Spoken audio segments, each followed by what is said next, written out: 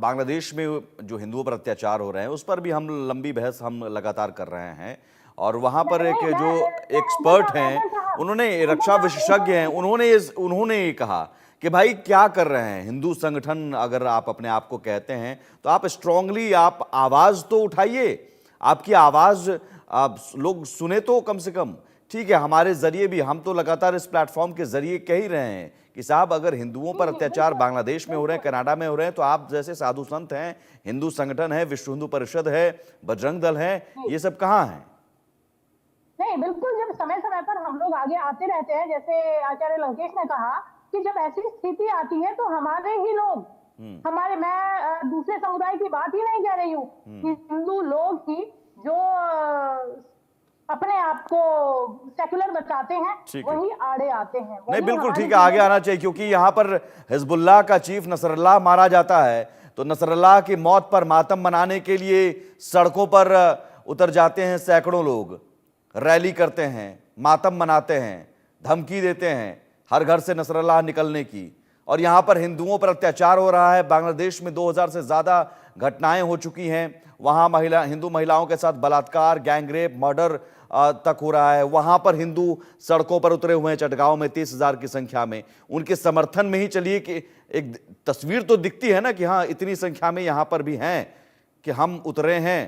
Canada में हो रहा है, ठीक है, डिबेट शो में आप चैनलों पर जाइए, लेकिन मुझे लगता है, मैं भी इस बात पर सहमत हूँ, जो रक्षा विशेषज्ञ हमारे साथ जुड़े हुए थे उन्होंने कहा था, उनकी राय थी कि यहाँ पर से भी आवाज़ जानी चाहिए, भारत से भी। भारत सरकार तो अपना डिप्लोमेसी के जरिए, कूटनीति के जरिए विरोध तो दर्ज करा ही रही है, लेकिन संजीव श्रीवास्तव जी, लिखित रूप से विरोध दर्ज कराने का कोई फायदा नहीं है।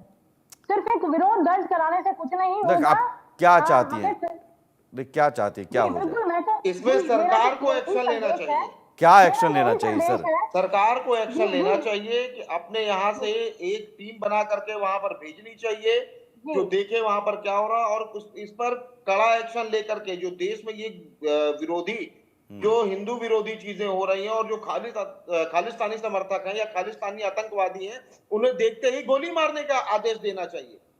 नहीं, लेकिन ठीक है, वो उस पर अब मुझे लगता है संजीव श्रीवास्तव जी बेहतर जवाब दे सकते हैं। मैं संजीव जी आपके पास आता हूं इस सवाल को लेकर, लेकिन उससे पहले स्वामी चक्रपाणी महाराज ने भी इस घटना की कड़ी निंदा की है और ट्रूडो सरकार से खालिस्तानी आतंकियों के खिलाफ कार्रवाई करने की मांग की है।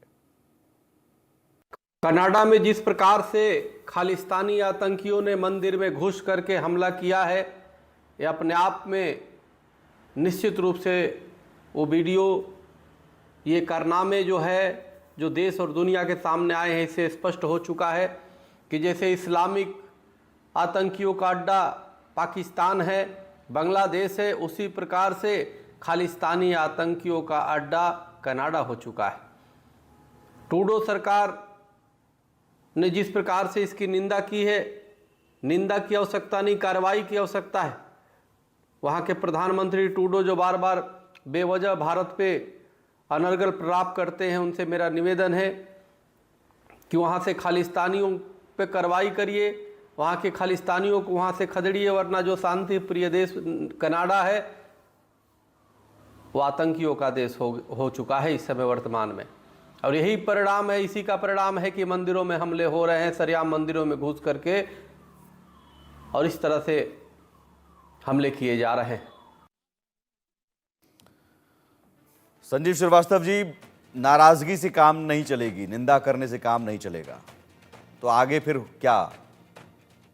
देखिए सुमित जी, आज का ये जो नया भारत प्राइम मिनिस्टर श्री नरेंद्र मोदी के नेतृत्व का है, वो किसी भी तरीके की भारत विरोधी गतिविधियों को बर्दाश्त नहीं कर सकता और न करता है। और जाहिर है कि डे 1 से हमने कनाडा की सरकार को ये कहा है कि आपको इन आतंकियों के खिलाफ कार्रवाई करनी होगी, करके दिखाना होगा। लेकिन कनाडा ने जाहिर है कि हमारी बातों को अनसुना किया और उल्टे भारत के ऊपर ही बेसलेस एलिगेशंस लगा दिए, जो कि उसके खिलाफ भी भारत ने डिप्लोमेटिक एक्शंस लिए हैं और हमने अपने जो डिप्लोमेटिक रिलेशनशिप को डाउनग्रेड किया है। अभी हाल के समय में हमने 6 उनके राजनयिकों को बहिष्कृत भी किया। नहीं तो उन्होंने भी तो निकाल दिया। हाँ जी, उन्होंने निकाला है, लेकिन उनका एक बहुत ही बड़ा, मैं सुमित जी आपने बड़ा अच्छा प्रश्न किया, मैं और से कहना चाहूंगा कि कनाडा ने भारत के साथ अपने संबंधों को खराब करके, और विशेष रूप से कनाडा की जस्टिन ट्रूडो की सरकार ने अपनी सरकार को बचा के रखने के लिए जो एंटी इंडिया की एक्टिविटीज को बढ़ावा दिया है, उससे कनाडा के राष्ट्रीय सुरक्षा के हितों को भी बहुत नुकसान पहुंचेगा। कनाडा और भारत के संबंध अगर खराब होते हैं तो कनाडा की जो इंडो पैसिफिक रीजन में, हिंद प्रशांत क्षेत्र में उसकी जो बड़ी महत्वाकांक्षाएं हैं वो कभी भी पूरा नहीं होंगी। क्योंकि आज का ये जो नया भारत है, आज का विश्व में सबसे बड़ा लोकतांत्रिक राष्ट्र तो है ही, लेकिन इंडो पैसिफिक रीजन जो 21वीं सदी का विश्व का सबसे महत्वपूर्ण क्षेत्र है और चाइना की जैसी बड़ी चुनौती है, कनाडा भी चुनौती से डील कर रहा है। ऐसे में जाहिर है कि भारत और कनाडा के संबंध अगर बिगड़ते हैं तो कनाडा के अपने राष्ट्रीय हितों को बहुत बड़ा खामियाजा भुगतना पड़ेगा।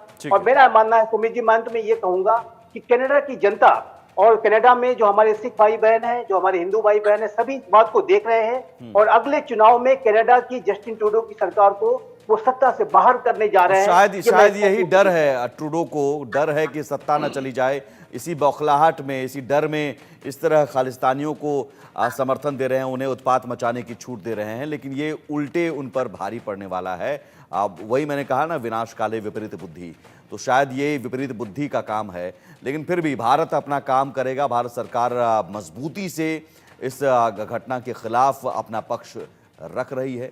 लेकिन सवाल मेरा फिर से कि क्या हिंदुओं को बार बार सॉफ्ट टारगेट बनाया जा रहा है, देश ही नहीं देश के बाहर भी? तो देश के अंदर तमाम जो हिंदू संगठन हैं वो कहाँ हैं? सिर्फ मीडिया में बयान देने के लिए? आइए सड़कों पर आवाज उठाइए शांतिपूर्ण तरीके से, और उठानी चाहिए। बहुत शुक्रिया आचार्य लंकेश जी, आचार्य चंद्राशु जी, साध्वी विश्वरूपा जी, संजीव श्रीवास्तव जी चर्चा में